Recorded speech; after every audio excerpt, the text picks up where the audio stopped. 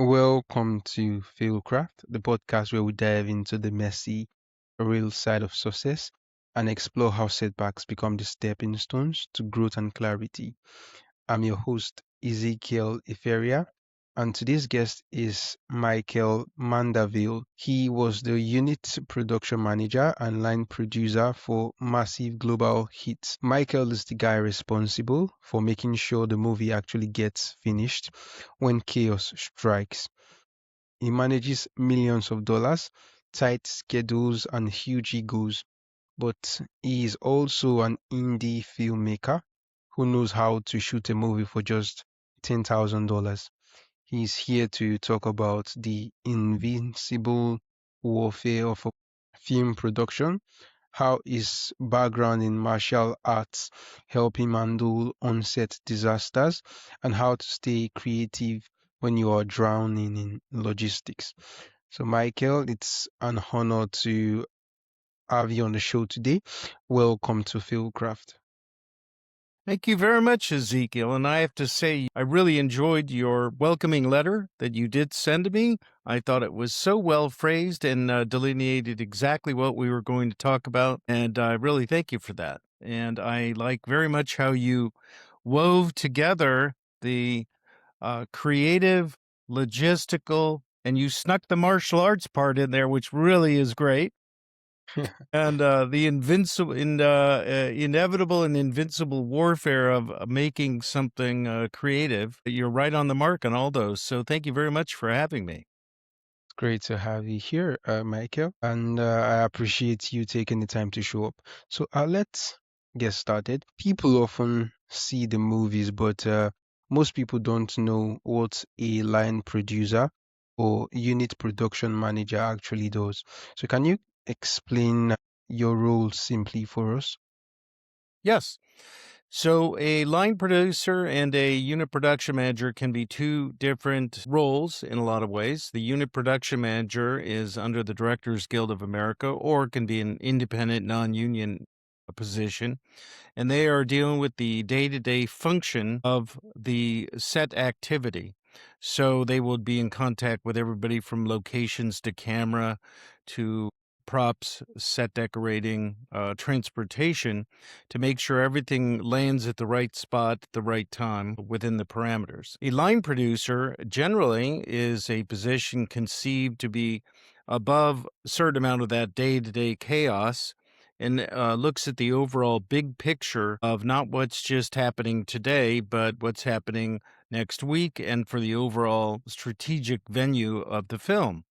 If I were to give you a comparison, it might be that you have a unit commander in the field running a battalion, which is kind of more of a unit production manager, and then you might have a general overseeing the overall campaign of how everything's going. So, kind of two different levels. Sometimes they overlap, sometimes they're distinct. All right, thank you very much for that clarification.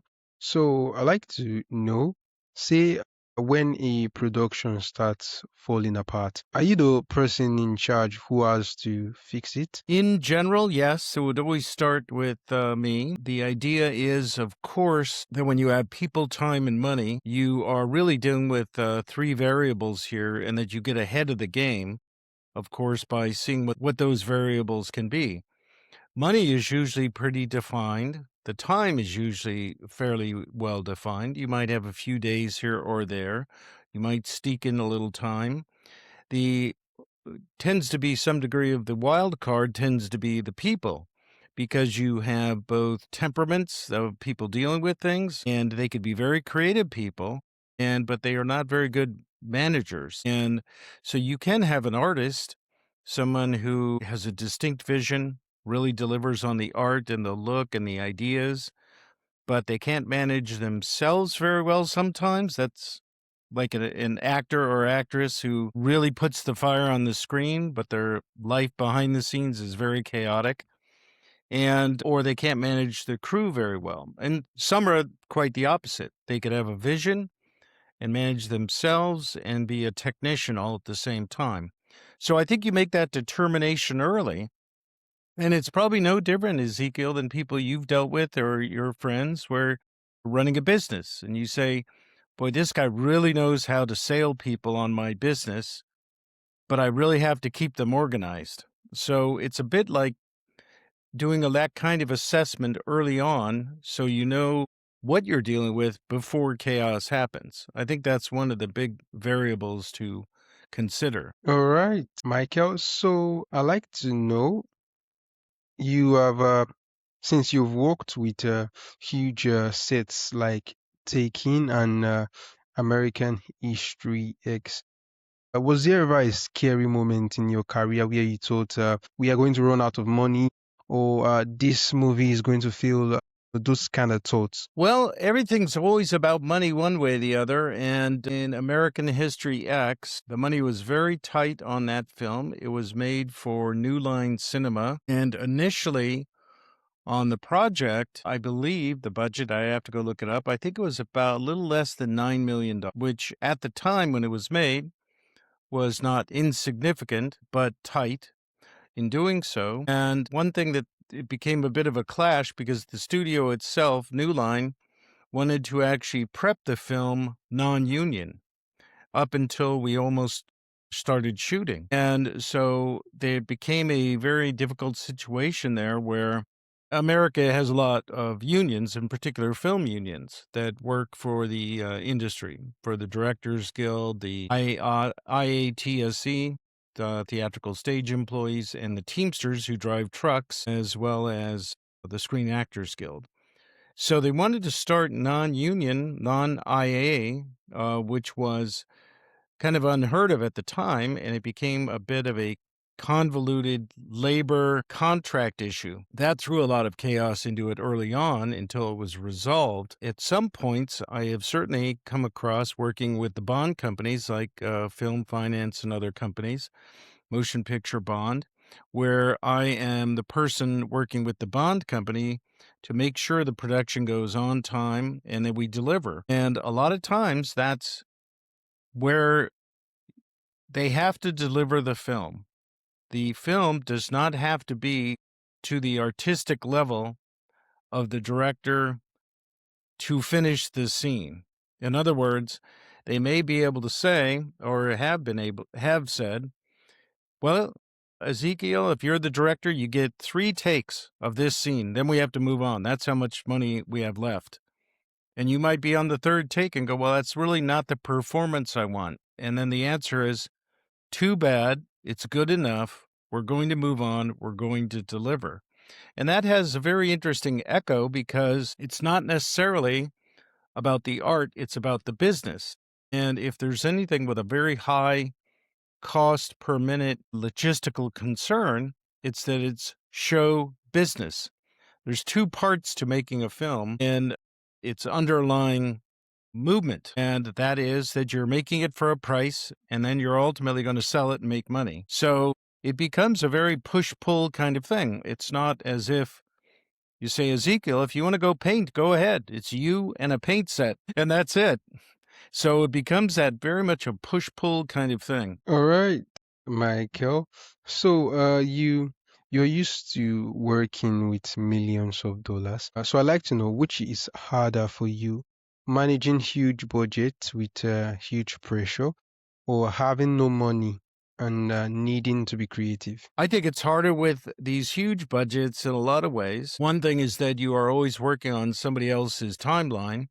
So there's a lot of pressure from above and below, and you will get it in both directions. And I don't have the people on the crew or other departments will say, I'm not sure I could do it for this much money, or I need more time, or I need more people. And I do get people that are extraordinary crew members, and they really make do with very modest amounts. They too become extraordinarily adaptive and creative, very knowledgeable. They really pull out a lot of tricks, whether it's construction coordinator, set decorator, props, camera, everybody can really use their creative verve and skills. At the same time, you do get that pressure from above, less, and, or, what's the time and how's the footage looking? A lot of pressure in that regard. And so, in that, really, you're in a bit of a pressure cooker where I think the martial arts discipline comes in to find some kind of peace in the day and be able to let the compartmentalize the pressure. Well, it's this person over here. If you really ingest that so intently, you're going to really implode. And then you're just going to get angry with the people trying to help you. So I don't think that does one any good.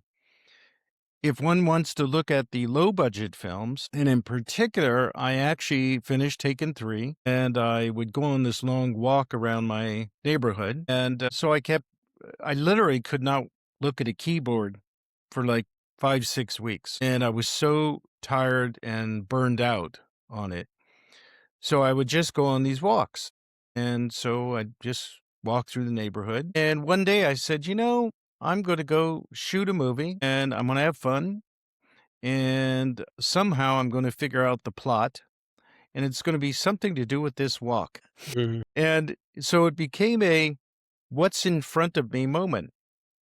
And if you have a friend or filmmakers friends, or you have those aspirations, you might say, well, I have an uncle who owns a store, or a cousin who works in an office building or owns it, or whatever. Now you have an asset. Now you could actually craft a story into that location. And that becomes very much a creative endeavor because I've now got something that I could base it on, anchor it with. So I did that with this walk. And ultimately, I built a set in my garage. And it was fun because I had one set here.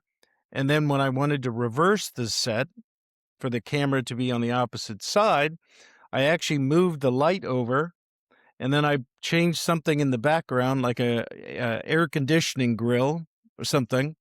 And all of a sudden, it went from one side to the other, right? So I added things to where it was one set, one flat, basically, and changed the background. And as a result of that, I was able to film in my backyard and then do what's called B-roll, secondary filming, uh, in the exteriors.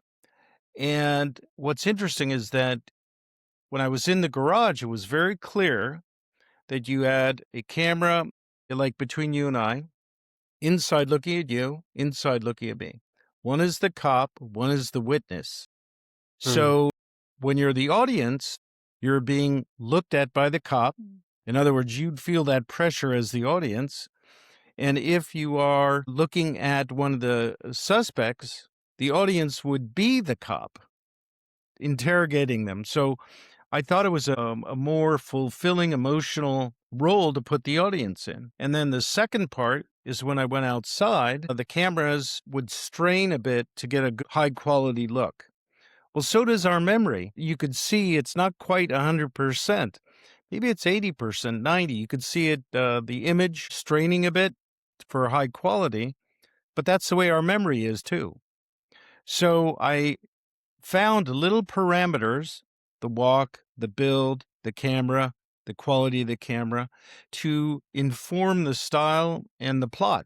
And it became a film called Conviction, Murder in Four Parts, that won the Culver City Film Festival Screenwriting Award. And so when you do have an asset and no money, you could start to build up a story around it. And it becomes a story that you can create. And if you keep following what intrigues you about the story, what draws you in, you are in a level of pure creativity because I'm creating the story as I conjure, put together all the pieces of the puzzle. And that becomes very, very satisfying and fun. And then the nice part is, because I shot a lot of it at my house, I never had to drive anywhere in Los Angeles, or not very far, which becomes very good too. All right, Michael. So, you are a writer and novelist, but your day job is logistics and budgets. So, I like to know, is it hard to switch your brain from, that creative artist to the strict manager? Well, I think when you're a strict manager and that's what you're working on, you have a lot of input from people. Every day is filled with hours of challenges. And as a result of that, you are constantly juggling. And trying to get answers or find solutions. And after months and months of that, one is pretty tired and burned out about the whole process. So, what is good is that the writing part, when I'm writing novels, and I have a new one coming out this next year called Seven Graves to Marrakesh, and it's nice because you're very solitary. All of a sudden, you're alone and you are in a world of creativity. And sometimes that being alone and just not having all that sensory input from the logistics is very welcome. Of course, at that point, I get lonely and towards the end, and I like all those crazy people back in my life, so I'd like to go back into film production. So it actually has a very interesting rhythm all its own between the solo creativity and the gathering of souls for a film production, logistically speaking. All right. Michael, for the uh, filmmaker listening right now, or maybe perhaps an enthusiast who has a script but zero budget and is afraid to start. So, what's the first step they should take to, get their movie made? Well, I think you have to look at your script and see what you need, and that's called a breakdown. So, in the very least, you're going to say, well, I have these locations and these actors and these needs for the project. If someone's written a script, they could have written one where it takes place in a very expensive penthouse in Lagos and or where or some city, and that could be very, very, very costly, time consuming. So now you're looking for millions of dollars. And the film industry's come under a lot of changes recently, certainly over the last 3 to 5 years. So films that cost less often get produced sooner than later. So if someone had a script, I would look and say, how could I do this for no money, really? And a lot of films have been done exactly that way. So, number one, look at your script honestly. And if it's too big, maybe you write an earlier script, one that you can start off with and start filming within the month. What's possible? And not unlike what I said with the low budget one, do I have access to that store or a bar or, anything? And what's the story that intrigues me about that? I had somebody that had a mechanic shop. They said their uncle fixed cars. And I said, well, what could you do with that? What if somebody is smuggling something in the cars that come in? Mm. Now you've got a thriller. Now somebody suspects something and they follow one of the new mechanics home. And then they uncover something. And then they find out their uncle is part of the smuggling. And now they have to confront a family issue. That's the uncle they've always loved. And so we kind of went on this little brainstorming because you could start at any point to come up with a story that interests you. Humans aren't just interested in one story, they're interested in multiple stories. And I certainly think that they have the capacity and creativity to create and create and create. So you might have one script that's too much now, but find something you could shoot, in a month or start in a month. And it also allows you to get into the middle of things. And you probably experienced this doing your podcast. At a certain point, it's like the Nike shoe mantra, just do it. And you just have to jump in and go, wow, I'm going to make a lot of mistakes and I'm going to seem a little silly. I'm going to learn a lot. And if I'm smart, I'll learn in a very organized way. I will do research so that some obvious mistakes I can avoid. But at the same time, it does about taking action and jumping in. And for example, I did stand-up comedy. And Ezekiel, I'll tell you, that's when one learns to pray very well because you are sitting there and you're going to do stand-up comedy and look pretty bad. And I certainly had my fears went way up doing it. And then after I did it, it's a longer story, but after I did it, my brain was like, oh, that wasn't so bad. But see, my brain was building it up like into this huge, scary moment. And all of a sudden it was over and oh, that's not so bad. So we have to fight that inner voice a little bit saying, oh, you can't do it. You can't do it. You can't do it. Or here's a mistake or be careful or 100 other things. And when you find that mission inside yourself that says, I don't care about all those dangers or those warnings that my inner voice is giving me. I'm going to do it anyway because I have to create. And that could be creating a movie or a new relationship or a business or anything. And that's that little battle we have, I think. All right, Michael. So I have a personal question for you. So, after 25 years of surviving the Hollywood grinder, I'd like to know, what does being successful truly mean to you now?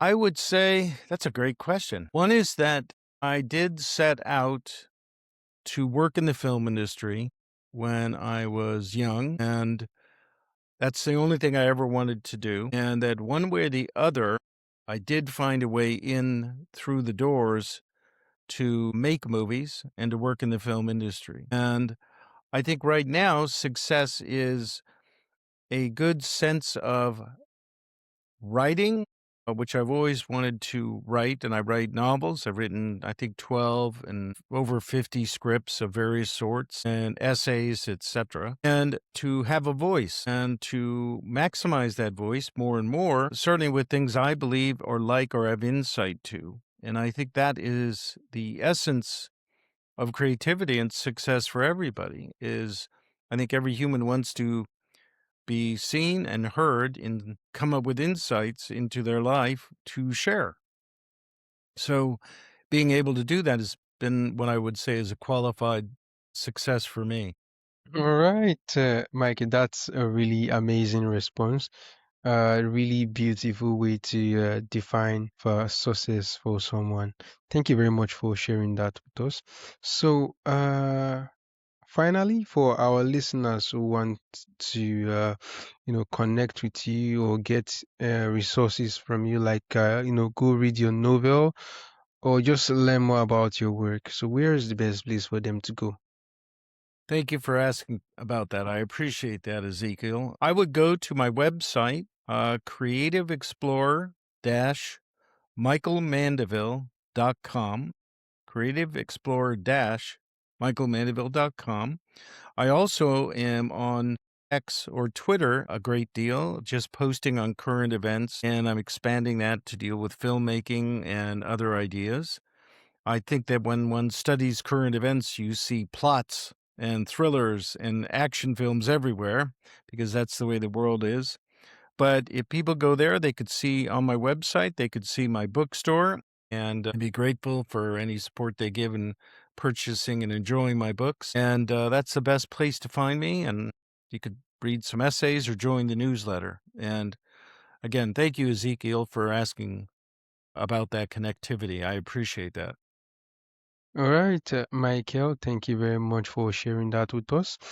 This has been a truly insightful and interesting conversation, and I'm very excited to have you on the show today, sir.